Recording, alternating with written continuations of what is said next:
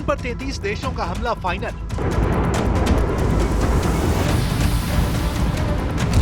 Germany देगा साथ, Britain करेगा बर्बाद। ईरान को अब सिर्फ बचा पाएंगे रूस और चीन।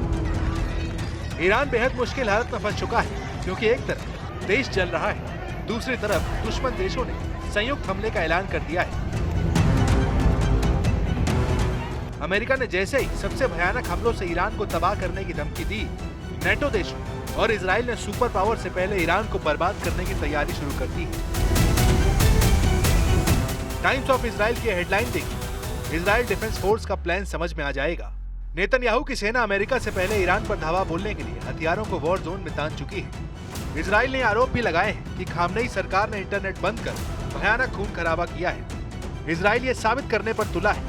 ईरान में 100-200 नहीं 12,000 लाशें बिछा दी गई।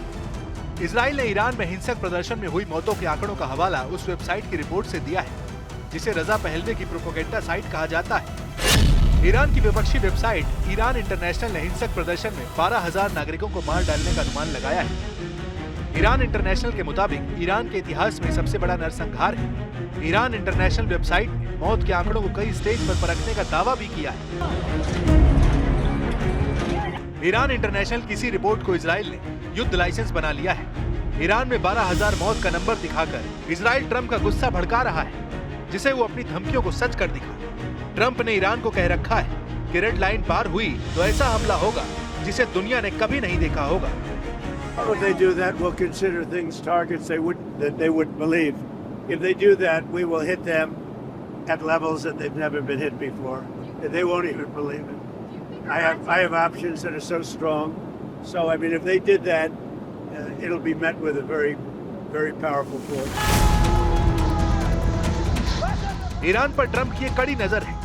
वो हर दावे को कसौटी पर तौल रहे हैं। ट्रंप को अभी यकीन नहीं हो रहा है कि ईरान में 12,000 मौतें हुई हैं, क्योंकि नॉर्वे के संगठन ईरान ह्यूमन राइट्स की रिपोर्ट बताती है कि ईरान हिंसा में अब तक आधिकारिक तौर पर सिर्फ 648 मौत दर्ज की गई है। मरने वालों में 9 नाबालिग भी बताए जा रहे हैं। मगर नॉर्वे के ईरान ह्यूमन राइट्स ने यह आशंका जताई कि मरने वालों की गिनती 6,000 के करीब हो सकती है। ये आंकड़े इसलिए सामने नहीं आए क्योंकि इंटरनेट बंद कर दिया गया था। अगर 6,000 मौत की आशंका में रत्ती भर भी सच निकला तो ट्रंप को कोई रोक नहीं पाएगा। ये भी खौफनाक हकीकत है कि अमेरिका जब किसी देश पर बारूद बरसाना शुरू करता है तो उसको मटियामेट कर डालता है, जैसे वेनेजुला का हाल हुआ, जैसे सीरिया का हाल हुआ। अमेरिका के दुश्मन देश खंडहर बन जाते हैं, क्योंकि अमेरिका कभी युद्ध में अकेले नहीं उतरता है। अमेरिका के साथ सभी ऑपरेशन में नेटो देश होते हैं। नेटो देशों ने भी ईरान में खामनेई सरकार के ढहने की भविष्यवाणी शुरू कर दी है। जर्मन चांसलर फ्रेडरिक मर्ज को सुन लीजिए। मर्ज कह रहे हैं कि सिर्फ कुछ दिन बाद ईरान में तख्ता पलट तय है। Wenn sich ein Regime nur noch mit Gewalt an der Macht halten kann, dann ist es faktisch am Ende. Ich gehe davon aus, dass wir jetzt hier auch gerade die letzten Tage und Wochen dieses Regimes sehen. Es hat ohnehin keine Legitimation durch Wahlen in der Bevölkerung. Die Bevölkerung steht jetzt auf gegen dieses Regime. Ich hoffe, dass es eine Möglichkeit gibt, diesen Konflikt friedlich zu beenden. Iran के खिलाफ पूरी दुनिया में माहौल तैयार किया जा रहा है। पहले ईरान, फिर अमेरिका, उसके बाद यूरोप के देशों में ईरान पर हमले के लिए ट्रंप से अपील की जा रही है। ये लंदन है, जहां ढोल नगाड़े बजाकर सुप्रीम लीडर खामनेई की तस्वीरें जलाई जा रही हैं। ये अर्मानिया है, जहां ईरान की कट्टर हुकूमत को उखाड़ फेंकने की मांग हो रही है। ईरान के अंदर हिंसक आंदोलन रुक जाने का दावा भी अब सवालों में है, क्योंकि कुछ नए वीडियो सामने आए हैं जिनके दृश्य डरावने हैं। 12 जनवरी को इंटरनेट से पाबंदी हटने के बाद अब ईरान में हिंसक प्रदर्शन के नए वीडियो रिलीज होने लगे। सोशल मीडिया में वायरल कई तस्वीरें कलेजा कपाने वाली हैं, जिसमें एक तेहरान के लिए तिर स्क्वायर के पास का ये वीडियो है, जिसमें उग्र भीड़ ने एक गाड़ी को आग के हवाले कर दिया है। आगजनी के बीच तिर स्क्वायर पर लगातार गोलियों की तड़तड़ाहट सुनी जा सकती है। सोशल मीडिया में वायरल ईरान हिंसा के बाद का ये वीडियो सबसे डरावना है। मुर्दाघर के इस वीडियो में लाशों का अंबार लगा है। वायरल वीडियो तेहरान के कहरीजाक फॉरेंसिक मेडिकल सेंटर का बताया जा रहा है। रॉयटर्स ने तेहरान मुर्दाघर के वीडियो की पुष्टि इलाके की सैटेलाइट इमेज से मिलान के बाद की है। ईरान में मिल रहे मुर्दा प्रदर्शनकारियों के शवों से उस पर हमले का खतरा बढ़ता जा रहा है। व्हाइट हाउस प्रवक्ता कैरोलिन लेविट ने साफ कहा कि प्रेसिडेंट ट्रंप ईरान पर हवाई हमले का फैसला जल्द ले सकते हैं। Well, I think one thing President Trump is very good at is always keeping all of his options on the table, and airstrikes would be one of the many options that are on the table for the commander-in-chief.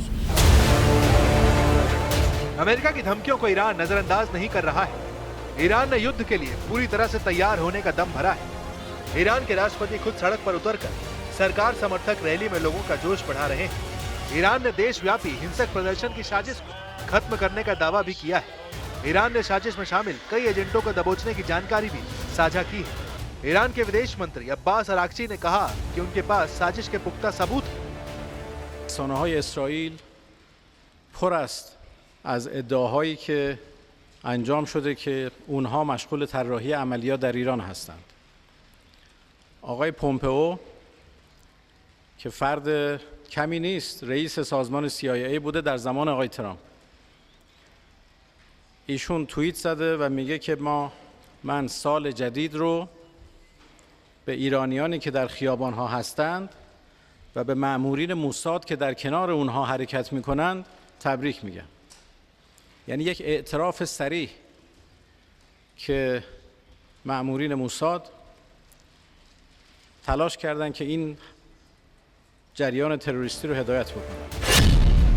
Iran ने अब तक Mossad से connection रखने वाले 10 लोगों को गिरफ्तार किया है, जिनके पास से ईरान की सेना ने नक्शे और वीडियो फुटेज बरामद किए हैं। ईरान की सुरक्षा एजेंसी के मुताबिक जून 2025 के बाद अजरबैजान के रास्ते ईरान में हथियार भेजे गए। इसके बाद लोकल लेवल पर एजेंट तैयार कर हिंसा भड़काने के लिए तैयार किया गया। मोसाद एजेंट्स के साथ सांठगांठ करने वालों की गिरफ्तारी के बाद ईरान ने इन तस्वीरों को रिलीज किया है, जिसमें गिरफ्तार एजेंट की आंखों पर काली पट्टी देखी जा सकती है। इन एजेंटों को ईरान जल्द फांसी के फंदे पर लटका सकता है। सुप्रीम लीडर अली खामनेई ने 9 जनवरी को हिंसा के लिए इजराइल और अमेरिका को जिम्मेदार ठहराया था। उसी दिन से ही साफ हो गया कि ईरान बदला लेगा। वैसे भी ईरान अमेरिका से युद्ध में अकेले नहीं लड़ने जा रहा है। ईरान के साथ अमेरिका के 2 कट्टर दुश्मन खुलकर आए हैं। चीन ने ट्रंप के 25% टैरिफ लगाने के बाद ईरान का साथ देने का ऐलान किया है। चीन की विदेश मंत्रालय प्रवक्ता ने अमेरिका से कहा कि वो टैरिफ युद्ध में कभी जीत नहीं पाएगा। 中方在关税问题上的立场非常明确，关税战没有赢家，中方将坚定维护自身的正当合法权益。 चीन की तरह रूस पहले ही अमेरिका पर भड़का हुआ है।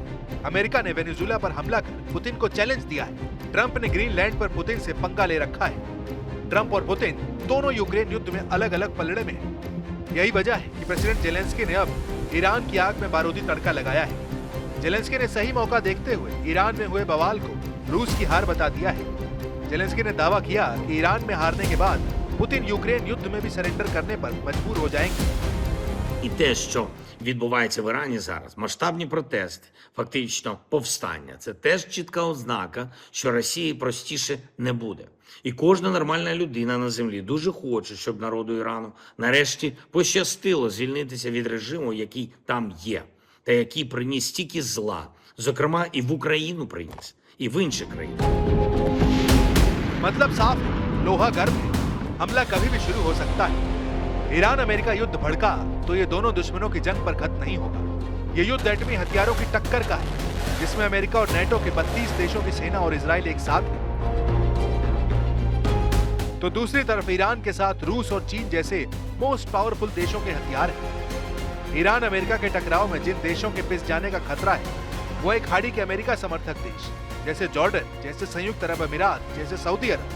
ये वो देश हैं जिन्होंने अमेरिका इजराइल का साथ हर बार ईरान पर हमले में दिया है। इसलिए ईरान इन दुश्मनों को तबीयत से पीट सकता है।